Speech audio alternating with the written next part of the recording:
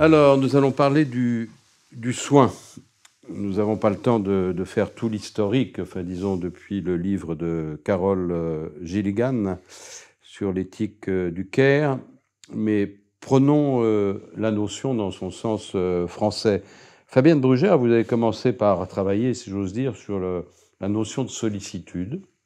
Et je vais simplement vous demander comment passe-t-on de cette notion très classique, enfin très, très belle, de sollicitude, à la notion de soin qui implique effectivement un souci des autres, une activité relationnelle, disons, qui s'inscrit dans le souci du monde et de pallier à la vulnérabilité de nous tous. Comment passe-t-on de la sollicitude au soin? J'aimais bien ce vieux mot de sollicitude et j'en ai fait un usage un peu hétérodoxe, puisque ce mot, dont on peut dire qu'il renvoie à un usage moral, hein, la sollicitude, c'est une forme de disposition morale qui est une sorte de souci des autres, de sympathie à l'égard d'autrui.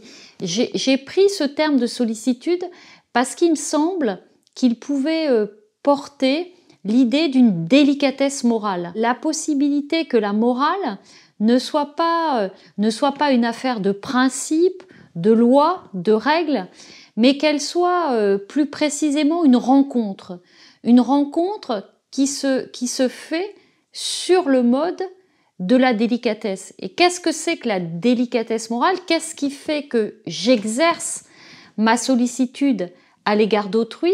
C'est le fait précisément que j'arrive à entrer dans l'expérience d'autrui sans en même temps me substituer à cet autrui, en lui laissant sa place et en étant capable en même temps de me décentrer, de me déplacer vers sa situation. Et à ce moment-là, dans l'exercice de la sollicitude, j'avais pris l'exemple du bon samaritain.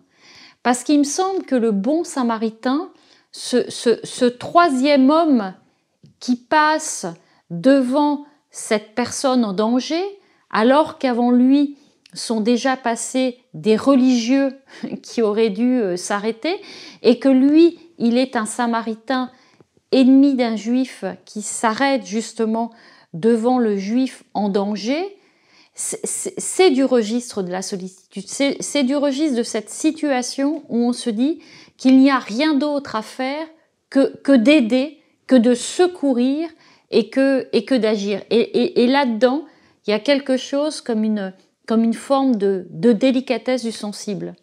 Mais là, dans cet exemple du bon samaritain, la délicatesse va de pair avec une forme de spontanéité, non? Bien sûr. Oui. Il y a forcément ça dans la délicatesse sensible ou dans la délicatesse à l'égard du sensible. C'est que précisément, elle s'exerce dans le moment lui-même. C'est comme une sorte de kairos. C'est comme une capacité à déployer une action opportune dans une situation. Alors, précisément, ce n'est pas le cas du soin, parce que le soin, le prendre soin, il est rarement spontané, il est souvent protégé par une institution ou par des relations contractuelles, quand quelqu'un s'occupe de quelqu'un d'autre. Le soin, c'est de mon point de vue deux choses. Le soin, tout d'abord le soin, il y a bien évidemment un sens médical et un sens relationnel.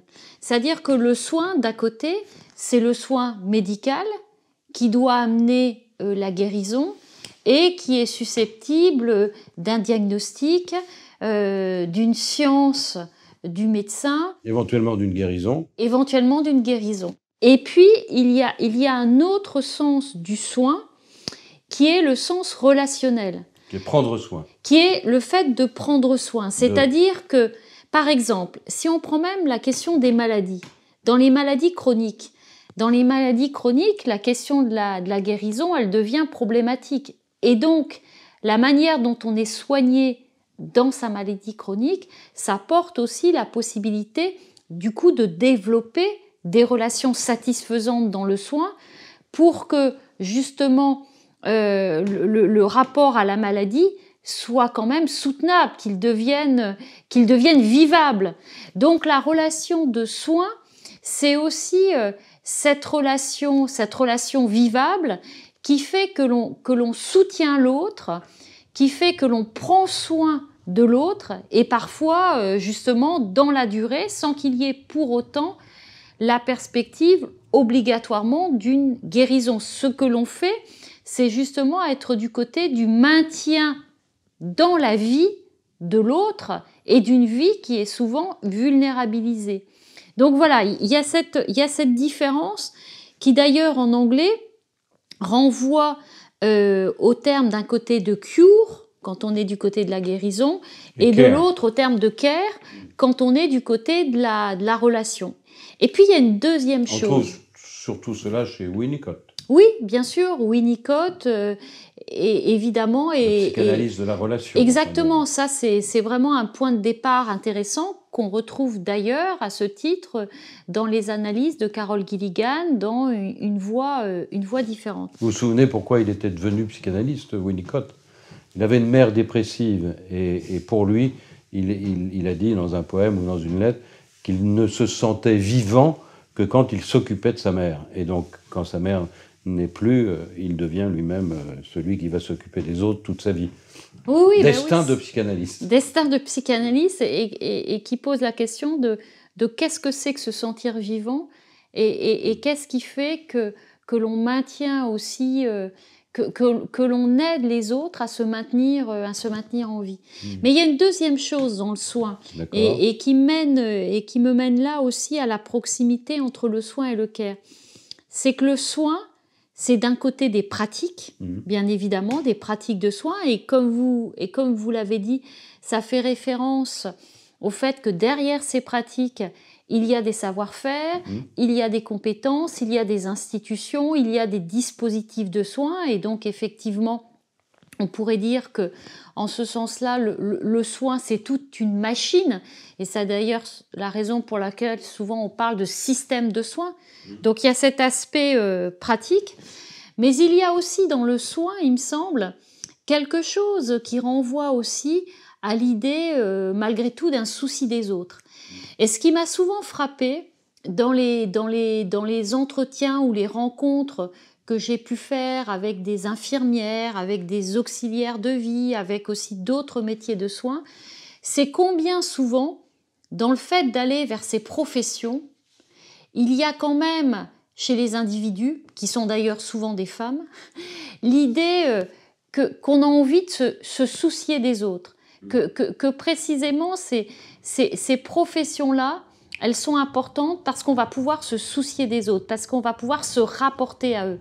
Et donc cette dimension dans le soin du souci des autres, elle est importante parce qu'elle renvoie à une vocation ou à des projections des individus, malheureusement. Elle est souvent en contradiction avec la notion même, avec ce qui fait un système de soins. C'est-à-dire que souvent, les institutions de soins, eh bien, elles ne permettent pas justement ce souci des autres. Quand par exemple, les personnels d'EHPAD, donc de maisons de retraite, ont fait grève il y a quelques années, c'était pour dire on nous oblige à une malveillance institutionnelle. C'est-à-dire que ces institutions que sont les maisons de retraite sont faites de telle manière que précisément on ne peut pas se soucier des personnes extrêmement vulnérables dont on a la charge. C'est rendu impossible par les dispositifs qui sont les nôtres dans la manière dont on travaille. Alors, ce qui m'a frappé dans le dernier livre que vous avez écrit avec Guillaume Leblanc, 2022, alors là, c'est extension du domaine du soin. C'est pas extension du domaine de la lutte, mais extension du domaine du soin avec quelque chose, à mon avis, de très important, qui est l'écoféminisme. Hein, et vous prenez, je crois, l'exemple que je ne connaissais pas d'ailleurs, vous allez peut-être nous en dire un mot, en Inde, du mouvement Chico, où les femmes s'opposent à la violence faite aux arbres et se mettent à défendre donc les sols. Mais encore une fois, là, les femmes, c'est-à-dire c'est vrai qu'il y avait dans l'éthique du soin un peu l'idée que, je ne sais pas si c'est vrai, mais que les femmes n'ont pas le même rapport à la morale. Enfin, en tout cas, chez les auteurs anglo-saxons, souvent, on entend cela. Donc, elles voient les contradictions qui existent entre les grands principes, disons, de justice et la fameuse éthique de la relation, donc éthique du soin. Et est-ce qu'on peut étendre ce raisonnement sans sombrer dans le chamanisme ou autre tradition, l'idée que les femmes, que l'écoféminisme, un peu comme Françoise d'Aubonne l'a initié, enfin dans les années 70, bref, est-ce que les femmes auraient plus d'appétence, disons, à nous préserver des violences faites non seulement aux arbres, mais enfin à toute la nature, à l'environnement, comme l'on voit en Amazonie, partout. Et là, c'est de façon terrifiante, c'est-à-dire tous ces sols qui sont dévastés et à jamais perdus. Alors justement, je repartirais volontiers du mouvement Chipko, qui a d'ailleurs des prolongements encore aujourd'hui en Inde, parce que c'est un mouvement qui date maintenant d'un certain nombre d'années. En fait, ce sont donc des femmes, globalement des paysannes indiennes, qui se sont collées aux arbres pour éviter la déforestation. Donc en ce sens-là, collées. De telle sorte que... Pour prendre soin des arbres. Voilà, pour prendre soin des arbres et surtout pour empêcher qu'on les coupe. Et donc, elles ont à ce moment-là triomphé, elles ont empêché précisément que ces arbres soient coupés. Et si vous voulez, ça renvoie à des mouvements que l'on trouve aussi ailleurs dans le monde, que l'on trouve par exemple au Burkina Faso en Afrique, que l'on trouve au Brésil avec les mouvements des sans-terre. Et c'est pas à comprendre en termes de nature, c'est à comprendre en termes d'histoire et en termes de situation. C'est-à-dire que dans de nombreux pays, en particulier dans les pays du Sud, dans ce qu'il reste encore de ce qu'on peut appeler des économies de la subsistance, eh bien, ce sont les femmes qui sont aux avant-postes. Ce sont les femmes qui travaillent la terre, ce sont les femmes qui s'occupent de ressources comme l'eau, ce sont les femmes qui tiennent justement à préserver les arbres contre la déforestation. Donc effectivement, elles prennent soin des sols. Elles prennent soin des sols. Elles prennent soin des sols face à des perspectives qui sont souvent des perspectives de multinationales, d'entreprises qui aimeraient justement exploiter autrement les sols en dehors des économies de la subsistance. Et il se trouve que les hommes, dans ces situations-là, sont souvent ceux qui trouvent le plus facilement un emploi mieux rémunéré dans ces multinationales et qui, du coup, eux, voient beaucoup plus le bénéfice de la déforestation ou précisément de telle ou telle entreprise multinationale. Et donc c'est en ce sens que l'on peut déjà parler d'écoféminisme, au sens où il y a une grande présence des femmes, en particulier dans un certain nombre de pays, dans les mouvements de lutte en faveur non seulement d'une protection des sols, mais en faveur aussi d'une appropriation collective des terres, de la possibilité de cultiver collectivement des terres. Et ça a bien sûr dernièrement été vraiment mis en avant par un certain nombre de textes écoféministes extrêmement intéressants, que ce soit ceux de Vandana Shiva côté indien, ou que ce soit ceux, par exemple, de Maria Mies, côté qui est une philosophe allemande et qui a vraiment insisté sur les luttes écoféministes au nom des économies de subsistance. Et bien évidemment, ça va aussi souvent avec des analyses critiques de nouvelles formes de colonialisme des multinationales. Mais pour vous, ça raccorde bien les mouvements féministes avec la question du soin. Oui, parce que, si vous voulez, moi, l'un des aspects sur lequel j'ai travaillé et dans lequel je suis revenue encore dans des articles récents suite à la pandémie, c'est ce que j'appelle la société du care. Qu'est-ce que c'est que la société du care? Eh bien, c'est précisément une société qui, dans ses modes de gouvernement, serait structurée par la possibilité d'une revalorisation du prendre soin. Le prendre soin, c'est pas seulement finalement la revalorisation des métiers ou des pratiques de soins au sens, on pourrait dire, restreint des infirmières, en tout cas de toutes les professions dites de soins. C'est déjà un élargissement de toute façon à toutes les activités où on apporte un soutien aux individus.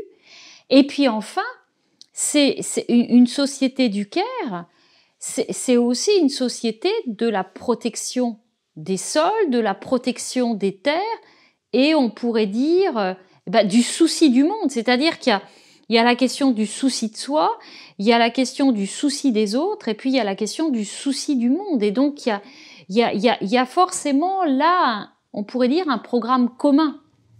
Alors il y a un programme commun, mais nous n'avons pas choisi au hasard la notion de soin, parce que qu'on le veuille ou non, la notion de care, ça passe moins bien dans le grand public que le soin, non? Je pense qu'il y a un grand changement là-dessus. Ah bon, vous pensez? Ah oui, oui, oui.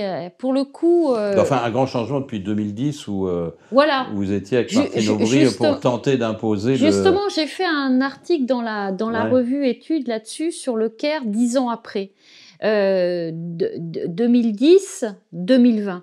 Autant en 2010, quand la notion a surgi, on pourrait le dire, dans la sphère politico-médiatique, on pourrait dire que tout le monde a voté en touche en disant soit c'est un terme anglo-américain, on n'y comprend rien, en disant c'est quoi dire que les individus sont vulnérables, nous ne sommes pas des individus vulnérables, nous sommes des individus performants à l'âge du néolibéralisme, etc.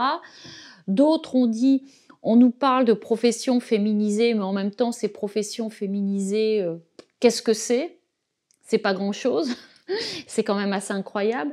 Et je crois que 10 ans après, alors ce qu'il faut quand même dire, c'est qu'en 2010, certes, ça n'intéressait pas globalement les hommes et les femmes politiques, mais ce dont je m'étais rendu compte, et ce dont se sont rendus compte aussi d'ailleurs d'autres spécialistes du care, c'est qu'en même temps, ça intéressait énormément la société. Et le nombre d'invitations qu'on a pu avoir... Donc déjà, on voyait qu'il y avait un décalage entre la classe politique et puis en tout cas la société. Et alors, si on voit les choses 10 ans après, en 2020, quand même, c'est incroyable de se rendre compte que tout d'un coup, y compris dans les discours de notre président de la République, revient toujours l'idée de la vulnérabilité. Ce dont nous avons fait l'expérience en 2020, c'est que nous étions bien, toutes et tous, plus ou moins vulnérables. Ce dont nous avons fait l'expérience ensuite, c'est que nous ne sommes pas des sujets souverains. C'est-à-dire que nous sommes contaminants, contaminés, et qu'en ce sens-là, eh bien, nous ne maîtrisons pas tout. Nous avons vraiment fait l'expérience de l'impossibilité à maintenir complètement une société dans laquelle les sujets maîtriseraient complètement leur existence. La thématique de la maîtrise, elle est sortie du curseur en 2020. Donc tout d'un coup, on y dit qu'on est tous et toutes plus ou moins vulnérables. Tout d'un coup, on voit bien que de toute façon, tout ce qui est soutien social devient extrêmement important pour toutes les populations et que donc précisément il s'agit bien de prendre soin de populations potentiellement malades et qui pourraient même d'individus qui peuvent mourir. Donc là aussi, tout d'un coup, on se rend compte de l'importance du soin et on se rend compte de l'importance de tous ces métiers qui sont liés au sujet de besoin, tous ces métiers qui nous permettent, dans ces circonstances, de continuer à vivre. Oui, mais regardez le Ségur de la santé, ça n'a pas débouché sur une véritable transformation de l'hôpital, malheureusement. Je crois que là-dessus, il faut avoir... si vous voulez, il y a deux choses, il y a toujours deux choses. Il y a à la fois la perspective, on pourrait dire, gouvernementale, oui. Et puis il y a la perspective de la société. Il y a d'une part ce que j'appellerais une pragmatique du care ou une pragmatique du soin. Cette pragmatique du care ou du soin, elle consiste à dire, dans les politiques publiques, on met toujours en avant les relations oui. Avant de mettre en avant les dispositifs. Et donc, on construit les dispositifs à partir des relations. Et cela dit, il y a des institutions, il y a des entreprises qui appliquent ce care pragmatique. Et on voit bien quand c'est appliqué que ça donne des résultats. Oui. Que ça donne des résultats parce que tout simplement, les individus ont dans ces cas-là plus envie de travailler ensemble, étant plus soucieux des vulnérabilités des uns et des autres, eh bien ils se soutiennent les uns et les autres. Donc il y a, et moi j'en ai vu, et il y en a, il y a bien des institutions, des entreprises, des associations qui font passer la construction des relations collectives et des liens entre les individus avant celle des formes, et qui construisent les formes à partir de là. Et après tout, ça renvoie aussi à une certaine histoire politique où précisément on a mis en avant toujours la nécessité des inventions dans les liens politiques et sociaux et l'idée qu'on construit les institutions à partir des inventions et des imaginaires des uns et des autres. Donc il y a ce care pragmatique, et ce care pragmatique, il peut s'appliquer et parfois il s'applique. Et puis il y a autre chose, et ça qui relève aussi de la mission philosophique, qui est, si vous voulez, d'imaginer d'autres mondes, de se dire d'autres mondes sont possibles. Et cela dit, c'est pas à moi de les réaliser. Et quand je me dis d'autres mondes sont possibles, quand la philosophie sert à penser des alter-réalités, eh bien, il me semble que la perspective de ce qu'on pourrait appeler un care radical ou une société du care est particulièrement pertinente et qu'il y aurait là vraiment la possibilité de penser davantage de bonheur des individus en société. Alors, je comprends mieux. Donc, vous voyez, on est passé du soin au care. Terminons sur le soin, mais enfin, on a compris que c'était à peu près équivalent, même si le care n'est pas traduisible directement en français. Donc, vous diriez, pour terminer, si j'ai bien compris, et là, ça m'a paru très clair, le soin, c'est ce qui réinvente la solidarité. Bien sûr. C'est-à-dire que, si vous voulez, il me semble que ce qui est nécessaire aujourd'hui plus que jamais, c'est une réinvention de la solidarité. Or, la solidarité, c'est quoi? Dès les textes de Fouillé et de Bourgeois, c'est l'idée que nous formons un même organisme et qu'à ce titre, nous sommes tous liés et que donc la société doit être finalement inclusive. Je crois qu'aujourd'hui, plus que jamais, notre société, elle doit reposer plutôt sur l'inclusion que l'exclusion.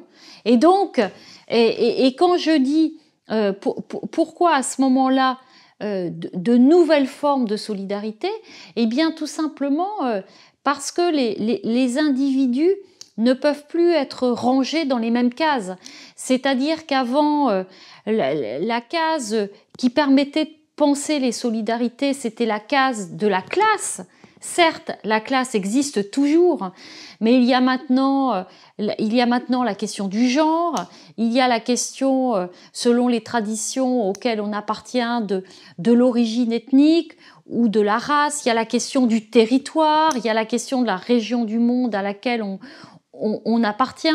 Donc, oui, il faut de nouvelles formes de solidarité. Et le prendre soin est une manière justement d'envisager ces nouvelles formes de solidarité. Ah, vous voyez, là, on est en pleine continuité parce que les philosophes aujourd'hui qui évoquent ou s'inscrivent dans la tradition des solidaristes du 19e siècle français sont finalement assez rares. En tout cas, vous faites lien, disons, là, pour le coup, dans une histoire qui s'élargit, si je puis dire, sur le plan extra-national, mais qui en même temps s'inscrit, disons, dans un républicanisme social, une conception démocratique sociale, mais en tout cas solidariste, mais qui s'inscrit aussi dans une histoire. Alors, j'ai envie de vous demander, Fabienne Brugère, cette fois-ci pour conclure pour de bon, vous êtes partie du XVIIIe siècle, là, vous êtes partie du XVIIIe siècle avec la sollicitude, même les Lumières anglaises, et donc vous avez fait un détour par le Caire canadien. Donc tout ce parcours, finalement, pour conclure sur cette belle notion de solidarité, c'est-à-dire le soin et la solidarité, même combat. Et puis en plus, si on revient sur les notions de république et de démocratie, pour moi, elles sont pas antagonistes. Si la République est une république en même temps qui pense toujours la possibilité d'inclure les populations à la marge, de les faire revenir justement vers la République, à ce moment-là, la République, elle est bien conforme à ses missions de liberté, d'égalité et de fraternité. Le problème, c'est quand la République se pense comme quelque chose de fermé et qui n'est plus inclusif. Et à ce moment-là, ce n'est plus une République.